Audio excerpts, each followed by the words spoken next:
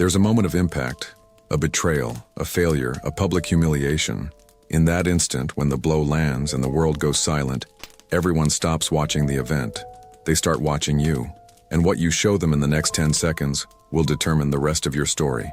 The human animal, the prey, has an instinct.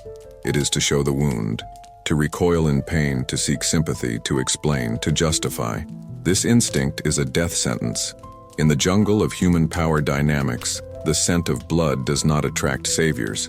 It attracts sharks. The moment you appear weak, you signal to every predator in the room that the hunt is open. Your rivals, your enemies, even your so-called friends, will see an opportunity, not to help you, but to finish you. This is the first and most brutal law of power that Machiavelli understood. Perception is not a reflection of reality. Perception is reality. He wrote, "Everyone sees what you appear to be. Few experience what you really are. When you feel broken inside, that is your reality. But the moment you allow that reality to stain your appearance, it becomes everyone's reality. In their eyes, you are no longer the man who suffered a Kai setback. You are the man who is broken. You are no longer the strategist who made a miscalculation. You are the failure. Power is a performance. It is a constant, disciplined projection of control, certainty, and composure. The moment you break character, the moment you let the mask of strength slip and show the trembling actor beneath, you lose the audience. And once the audience decides you are weak, they will never again believe you are strong. Look at the modern world. A CEO whose company is failing appears panicked and uncertain in an interview. The stock plummets and investors flee, guaranteeing the company's demise. A politician who stumbles and appears flustered during a debate is labeled weak, and his campaign collapses. An individual who airs their grief and heartbreak all over social media does not receive lasting sympathy. They receive pity, a currency of the powerless, and they lose all mystique and social standing. In each case, the underlying problem was survivable. The appearance of weakness was not. The world does not punish you for falling. It punishes you for not getting up with a cold, indifferent smile, as if the fall was a calculated part of your strategy. The prey shows its pain and is devoured. The predator is wounded yet shows only its teeth. You must decide which you are. To know that appearing weak is fatal is the diagnosis. To learn how to project strength when you feel none is the cure. This is the art of the iron mask. It is the conscious, calculated mastery of your appearance when your internal world is in chaos. The prey lets his inner state dictate his outer projection. The predator understands that his outer projection must command his inner state, and more importantly, command the perception of others. Machiavelli advised that a prince must be a great simulator and dissimulator. He must appear to have qualities he may not possess in that moment. This is not a call for dishonesty. It is a command for discipline. When you are broken, you do not have the luxury of authentic emotional expression. You only have one duty: to perform strength. This performance is built on 3 pillars: your body, your voice, and your silence. First, your body. When a man feels weak, he physically shrinks. His shoulders slump, his gaze falls, his movements become hesitant. This is the posture of prey. You must consciously wage war against this instinct. When you feel broken, do the opposite. Pull your shoulders back, lift your chin, take up more physical space. Move slowly, deliberately, as if you have all the time in the world and are completely unbothered. Your body language is a broadcast. By broadcasting control, you not only convince others, you begin to convince yourself. You're overriding your emotional wiring with disciplined physical commands. Second, your voice. Fear, sadness, and uncertainty live in the throat. They make the voice higher, faster, and weaker. A trembling voice is a confession of defeat. Therefore, you must seize control of it. When you are under pressure, consciously slow down your speech. Lower the pitch of your voice.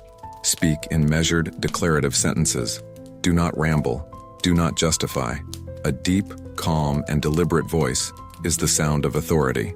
It cuts through the noise of panic and signals to everyone, including your own nervous system, that you are in command of the situation, even if you are not. Third, and most critical, is your silence. The broken man feels a desperate need to talk. He explains what went wrong. He apologizes. He complains. He seeks validation.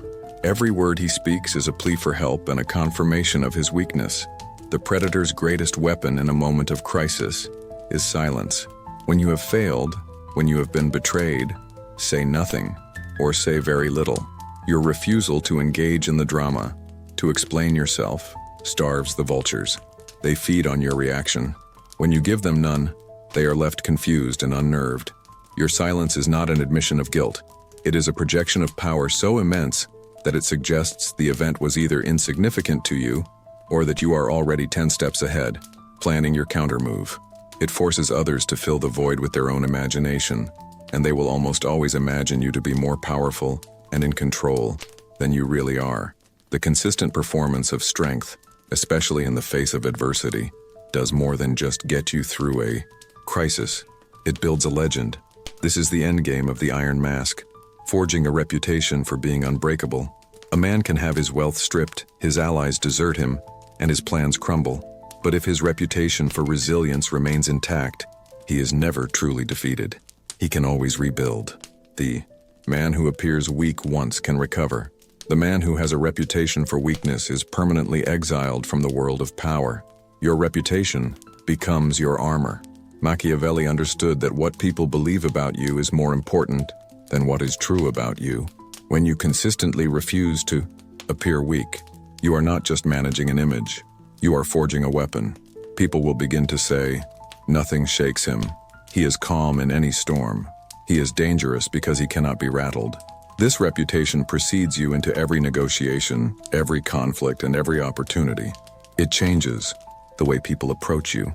They will not try the same petty provocations they use on others, because your legend suggests it will be useless. They will not underestimate you in a crisis, because your reputation tells them that is when you are most formidable. Your image becomes a silent deterrent, a psychological force field that repels predators before they even decide to attack. This is how you turn your deepest moments of pain into your greatest sources of power. Every crisis you weather with composure, every attack you meet with indifference, every failure you face with cold resolve adds another layer to your armor. You are not hiding your brokenness, you are alchemizing it. You are using the fire of your own internal hell to forge a weapon of immense psychological power. The world is a chaotic and brutal place. People are desperate for symbols of strength, for pillars of stability in the storm. By refusing to appear weak, you become that pillar. You become a source of gravity. Power, resources, and loyalty will naturally flow toward you, not because you beg for them, but because you have become the safest bet in a world of emotional chaos. So, when the moment of impact comes, and it will come, you have a choice. You can follow the prey's instinct and show your wound, inviting the world to devour you, or you can follow the predator's code. You can put on the Iron Mask. You can control your body, your voice, and your silence. You can endure the internal storm while projecting an external calm. You can weather the crisis and, in doing so, build your own legend. The prey is defined by its wounds. The predator is defined by its scars, and the story of unbreakable will that they tell.